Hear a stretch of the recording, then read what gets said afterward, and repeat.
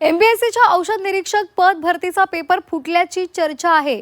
परीक्षेच्या 2 दिवस आधी पेपर फुटल्याचा आरोप होतोय। 22 मार्चचा पेपर 20 मार्चला फुटल्याचा दावा केला जातोय। व्हायरल चॅटमुळे विद्यार्थ्यांमध्ये आता खळबळ माजलेली आहे। 100 पैकी 90 प्रश्न व्हॉट्सॲपवर व्हायरल झालेले आहेत। राज्यामध्ये औषध निरीक्षक भरती परीक्षा पेपर फुटीचा आरोप केला जातोय।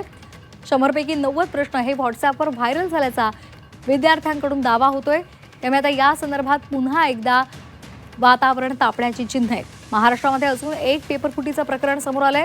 22 मार्चला औषध निरीक्षक भरतीचा पेपर झाला होता, तर 20 मार्चला प्रश्नपत्रिका व्हॉट्सॲप ग्रुपवर आलेली होती असा आरोप विद्यार्थ्यांकडून केला जातोय।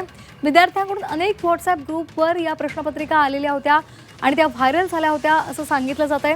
व्हॉट्सॲपसह टेलिग्रामवर सुद्धा अनेक प्रश्न फुटल्याचा आरोप विद्यार्थ्यांकडून केला जातोय। प्रश्नांसंदर्भात अनेक स्क्रीनशॉट सुद्धा विद्यार्थ्यांच्या ग्रुपवर 20 मार्च रोजीच व्हायरल झाले होते। तर प्रश्न फोडण्यासाठी लाखो रुपयांची लाच घेतल्याचा आरोपही विद्यार्थ्यांनी केला आहे।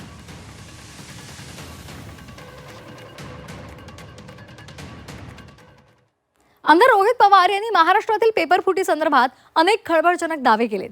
कौटिल्य अकादमीमधून पालकांनी पेपर विकत घेतला असा आरोप रोहित पवार यांनी केलाय। एमपीएससीचा पूर्ण पेपर फुटला असं म्हणता येणार नाही, पण पेपर सेट करणारी व्यक्ती फुटली होती। या व्यक्तीनं पैसे घेऊन 2 दिवस आधीच औषध निरीक्षक भरतीचा पेपर विद्यार्थ्यांना दिला होता असा दावा रोहित पवारांनी केलाय।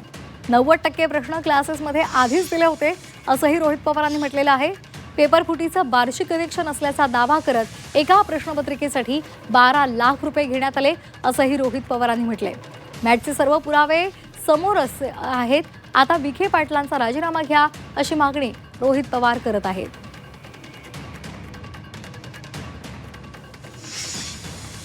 रोहित पवारांशी या संदर्भात थेट बातचीत केलेली आहे आमच्या प्रतिनिधी सीमा आढे यांनी। पाहूयात।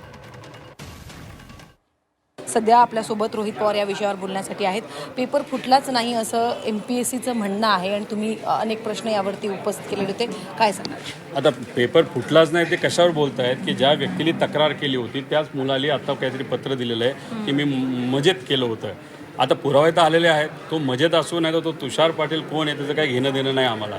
आमच्याकडे जी काय माहिती आलेली आहे ते वेगळ्या मुलांकडनं आलेली आहे आणि ते माहिती अशासाठी आलेली आहे, ते तर FDA ची परीक्षा पण देणार नाहीत मुलं। त्यांचं मत आहे की आम्ही MPSCच्या माध्यमातून वेगळ्या वेगळ्या परीक्षा तिथं देणार आहोत आणि जर FDA चा पेपर असा फुटला असेल तो सुद्धा MPSCचा फुटला असेल तर मग आमच्या येणाऱ्या एक्झाममध्ये सुद्धा असा पेपर फुटू शकतो, आमच्या वाढणे होऊ शकतो। त्यामुळे कृपा करून आपण याच्यामध्ये लक्ष घाला। त्यामुळे त्या तुषार पाटलाला एक पत्र दिलं की बाबा नो नाही, माझं गर्लफ्रेंडचा माझा वाद होता आणि मी असं केलं त्याव केलं, तू बस घरी, तो आम्हाला काही घेणं देणं नाही।